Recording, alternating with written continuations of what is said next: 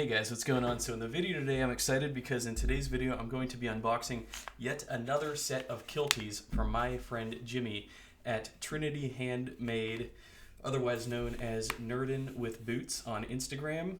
This is a follow-up video to the initial unboxing video that I did where he actually sent me these 4 sets of Kilties. Jimmy is a tattoo artist, so he's got a very good eye for aesthetics. And he's decided since this lockdown, since we're all bored and we're looking for things to do, he decided to invest in creating a side hobby / project to maybe earn a little additional income while things are all shut down right now. And so he started making and designing his own amazing Kilties. Now, I was never a Kilties man. I always saw pictures of them and I always thought, you know what, those aren't my thing. But then sometimes it's a matter of the universe reaching out its hand and extending out the opportunity to say, no, actually, you need to try this thing. So I was really happy and really humbled that he entrusted me with part of his journey to take in some of his Kilties, wear them, give him some feedback. He said, you know, even if you don't end up using them, I'll still appreciate any feedback you give me. And I said, damn it, I'm gonna give these the best possible shot I can. And so here we have my Grant Stone diesel boots in Dune Chrome Excel, otherwise known as Natural Chrome Excel, with Natural Chrome Excel Kilties on there. I gotta say, when I started wearing them, they're just incredible. Not only do they add a nice little bit of style pop to the boot, because this is a plain toe boot, and by throwing in the Kiltie in there, especially with these etched out edges, the jagged edges, it really gives it more of an aggressive look, a little bit more of a more characterized look. I really like it.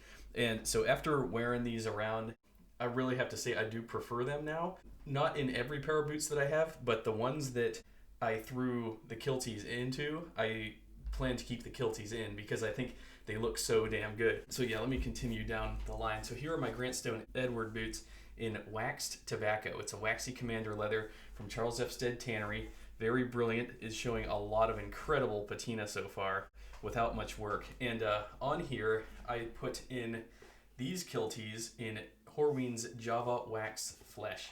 Brilliant. I forget the name of each pattern, but he's got the jagged, the semi-jagged, and the plain Kiltie style. So he's got 3 styles. So the logger is the one with the full teeth. That's the logger. The single notch one is called the Weekend Logger. And the Weekender is the plain version. That's the Weekender. And so here we have the Grant Stone diesel boot in Crimson Chrome Excel, otherwise known as Brown Chrome Excel, with the Weekender Kiltie in Brown Chrome Excel.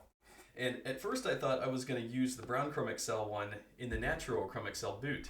But again, it's just like laces. You don't know which Kiltie is going to work with which boot until you put them on.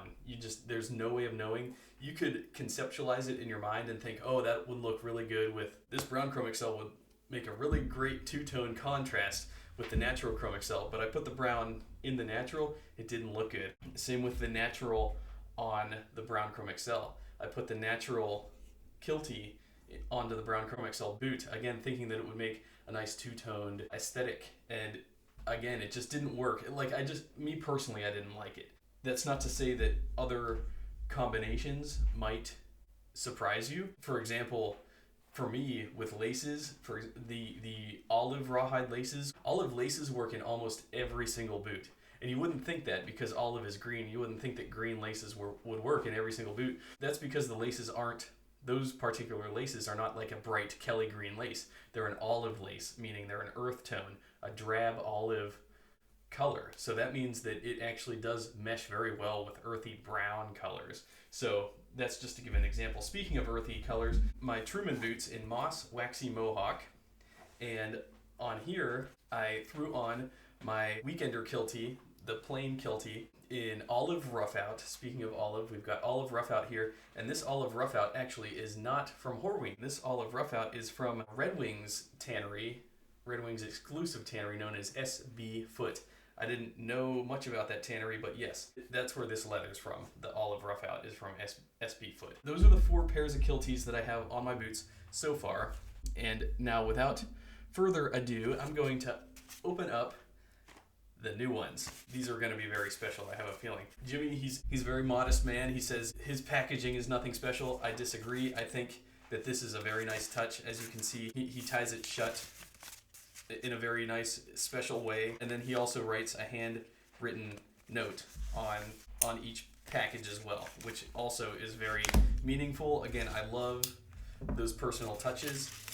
Anybody considering getting into leather making, the thing that got me hooked initially, and I talk about this with Angel at Nobleman's Apothecary, and I talk about this with Isaac at Pigeon Tree Crafting, they write you a note whenever they send you an item, and it's just such a great touch. It tells you that there's a human that made this. On this package it says, Dale, I can't thank you enough for hearing my crazy idea and encouraging me.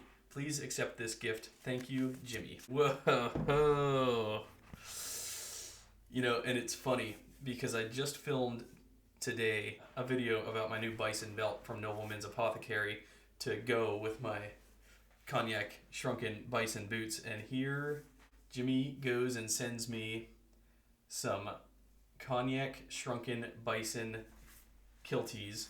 Very nice rough out texture on the inside. Gorgeous Bison character on the outside. Just beautiful. This is just Bison overload. It's already Bison overload today in my house, and now we've got more Bison. Talk about synchronicity.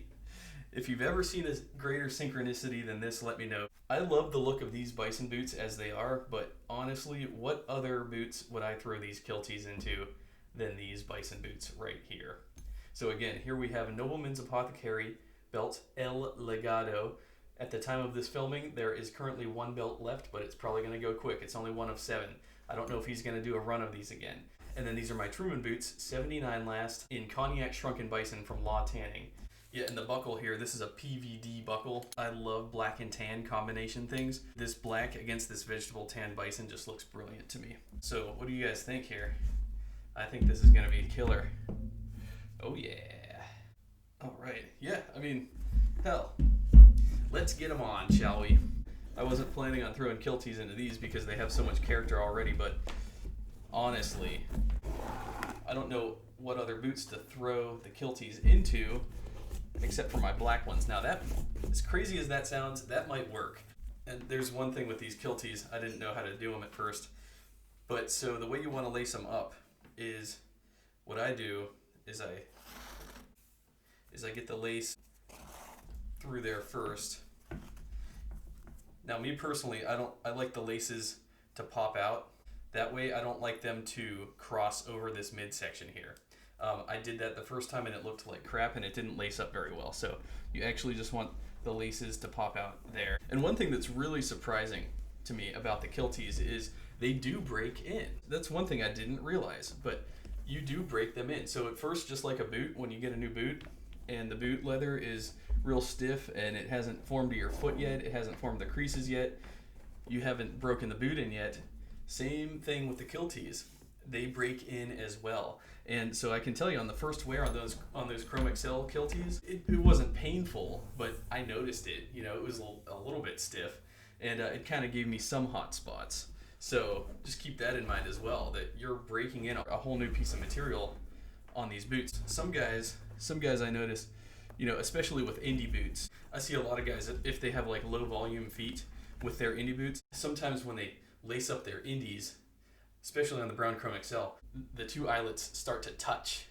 It's almost like they touch. In my opinion, that's not always good. So one remedy for that would be Kilties. Like you throw some Kilties in there and that would actually eat up some of the volume and allow you to distance out those eyelets a little bit more. And it actually, so for guys, I was talking to my friend Dave, Boots of Mannish Leather, otherwise known as the Vintage Future on YouTube. He has very low volume feet. He has flat feet actually. This has been an issue that he's struggled with his whole life. And I was saying, dude, like he actually got some of these Kilties as well. I'm like, I'm really excited to hear your thoughts, because with a low volume foot like that, I would think that the Kilties would be a godsend, because the Kilties would add just a bit more material between your instep and the boot to make it more comfortable, more padding there. So if you have a low instep, I would actually recommend the Kilties.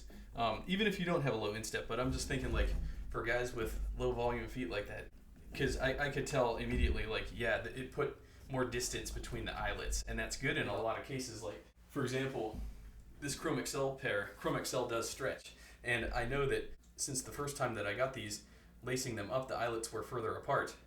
Now when I lace them up here, since this portion of the leather has stretched out some, now when I lace them up, the eyelets are a lot closer. So putting in this Kiltie actually allows the eyelets to remain at a healthy distance, I would say. So there is a benefit. I would say there's a fit benefit to this, so as well. So I just wanted to throw that out there. And yeah, so what do you guys think there? Whew. Whoa, that looks incredible. That looks so badass. Oh, those are staying.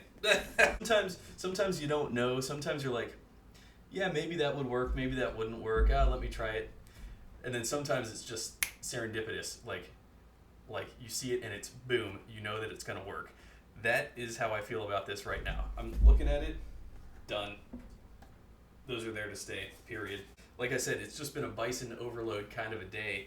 I'm really impressed by Bison. I'm really impressed by Law Tanning, and I'm also really impressed by this Bison this is from a tannery in Italy called Conceria La Perla Azzurra, which means the Blue Pearl Tannery. It's actually kind of famous. I just think Bison is such an interesting leather. I'm really thankful to Truman and to Angel and to Jimmy at Trinity Handmade for taking a chance on Bison and getting into it, because I actually really like it. My first leather love was Chrome XL. That's what got me into leather, but really just through the process of collecting and gathering things, getting pieces from different types of animals, different types of hides, that not only the particular animal, but being processed differently. For example, the shrunken Bison from Law Tanning, I believe they shrink that hide up to 30%, which creates a much tighter grain and a much durable material. This Bison is actually a little bit darker. I want to say this is more of a chocolatey colored Bison, or maybe this is what they call peanut Bison. I'm not sure, against the cognac. I am very, very thankful to these makers for making some products out of Bison, because I think that the hide is just so damn cool, and when it's done correctly, looks so beautiful. I've seen some Bison where, in my opinion, it's just overboard. It just looks too busy, looks too messy. I don't know, but in these plain toe Truman boots, for example, I think it's just a beautiful execution of the leather. Really puts the leather on display without it being too loud, too much. And same with these Kilties. I mean, just a phenomenal hide. And yeah, to the touch, these are even more sort of marbly to the feel than the shrunken Bison is. Well, I guess that's not true. Like, for example, on the quarter here, where the leather hasn't stretched as much compared to the Vamp. On the Vamp, this leather has stretched out a little bit more, because, you know, when they pull the leather over the Vamp, it's to be expected that this portion of the leather will stretch out a little bit. So it is a little lighter, a little tighter, a little thinner here up at the front. But on the quarter here, that's where you get the looser grain. That's where you see all the character really on full display there. And you can see that next to each other, these two, yeah. So neither of these two pieces of leather have been pulled tight. So that's why you kind of get more of that marbly, chunky feel. I think I'm done talking about Bison for now, but there's always tomorrow. So anyways, thanks a lot for watching, guys. What do you think about these new Kilties? I think they're phenomenal. I think if you don't think you're a Kilties man, I would say think again, because you don't know till you tried it. Honestly, I never thought I would like these until I threw them in my boots, and I actually, turns out, I really like them. So anyways, give my friend Jimmy a follow at Nerdin' with Boots. I will leave a link to his Instagram page in the description below. His business is called Trinity Handmade. I am on Instagram. You can follow me there. You can track how these will patina and how I wear these over time. Thanks a lot for watching, guys, and I will see y'all in my next video.